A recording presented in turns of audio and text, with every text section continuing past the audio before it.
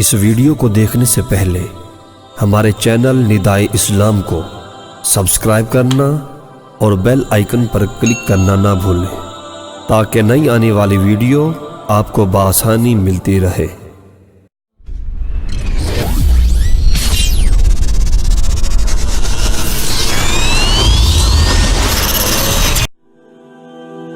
بسم اللہ الرحمن الرحیم۔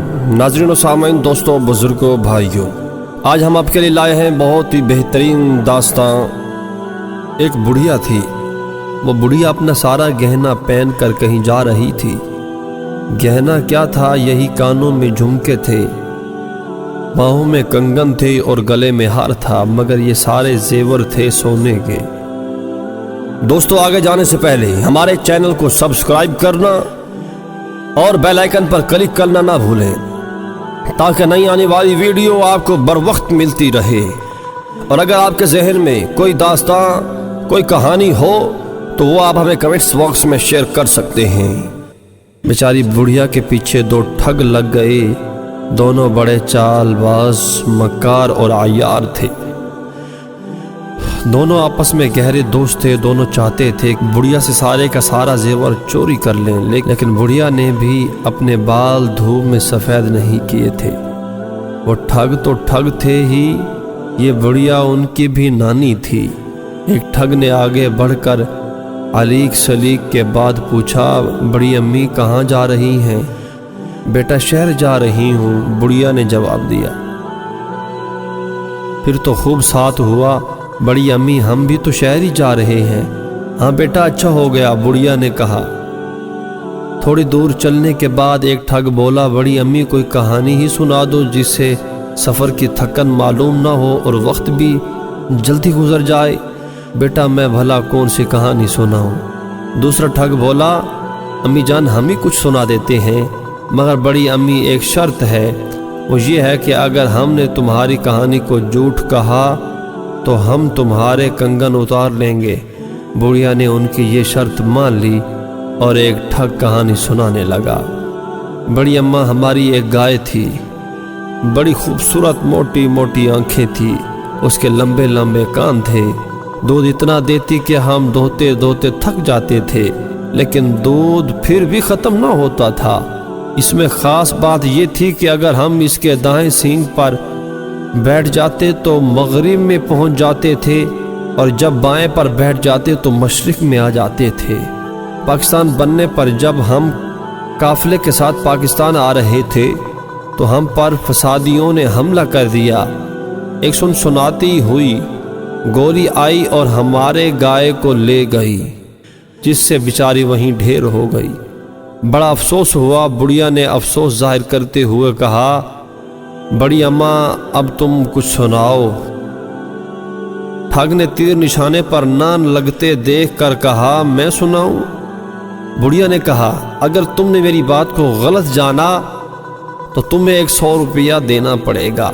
ٹھگوں نے کہا، ہمیں منظور ہے۔ تو پھر سنو بیٹو، جب میری شادی ہوئی تو میرے والد نے ایک بیل بھی مجھے جہیز میں دیا۔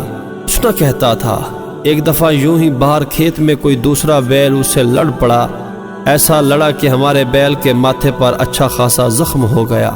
ہم نے بہترین علاج کرائے لیکن زخم نہ بھرا۔ کرنا خدا کا یوں ہوا کہ بنولے کا دانہ اس کے زخم میں کہیں سے گر گیا، ہوتے ہوتے وہ اچھا خاصا پودا بن گیا۔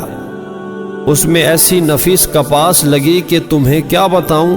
وہ کپاس ہم نے جمع کرنا شروع کر دی، اتنی کپاس جمع ہو گئی کہ اب گھر میں جگہ نہ رہی۔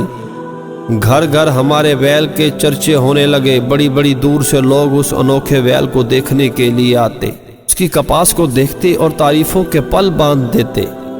اب ہمارے پاس اتنی زیادہ کپاس ہو گئی ہے کہ سنبھالنا مشکل ہو گیا ہے۔ ہم نے اسے بلوا کر کاٹنا شروع کیا اور اس کا کپڑا بناتے ہیں۔ کئی قسم کے کپڑے بناتے ہیں جن میں کھیس بھی تھے۔ ان کھیسوں میں سے 2 کھیس کہیں چوری ہو گئے۔ بیٹا خدا جھوٹ نہ بلوائے، یہ کھیس جو تم اوڑے ہوئے ہو وہی ہیں جو چوری ہوئے تھے، مہربانی کر کے یہ کھیس اتار دو۔ دونوں ٹھگوں نے اپنے اپنے کھیس بڑھیا کو دے دیے اور کرتے بھی کیا، शर्त जो थी मजबूर थे। हाँ तो बेटा, बुढ़िया ने फिर कहानी का सिलसिला शुरू किया।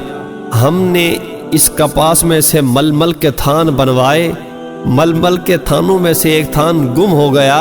ये जो तुम्हारी पगड़ियां हैं इसी थान की हैं, ये भी उतारो। उन्होंने पगड़ियां भी उतारी। ना उतारते तो शर्त के मुताबिक 100 रुपये देते। एक ठग बोला, बड़ी अम्मा भूख लग रही है।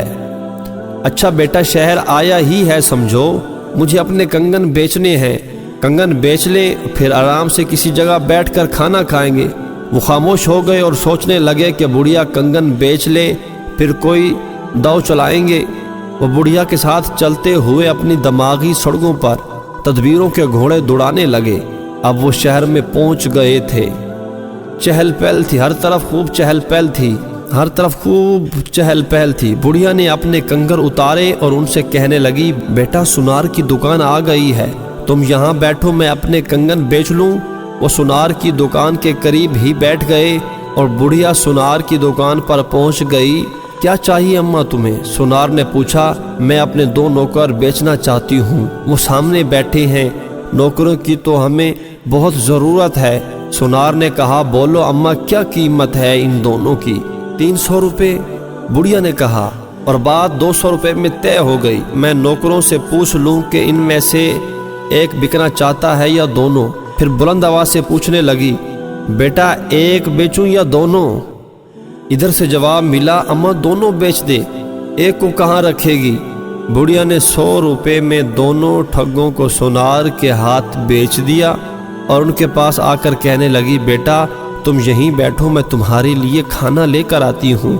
कुछ मिठाई भी लेती है ना अम्मा? दोनों ने कहा। बुढ़िया अच्छी बात कहकर 9-11 हो गई।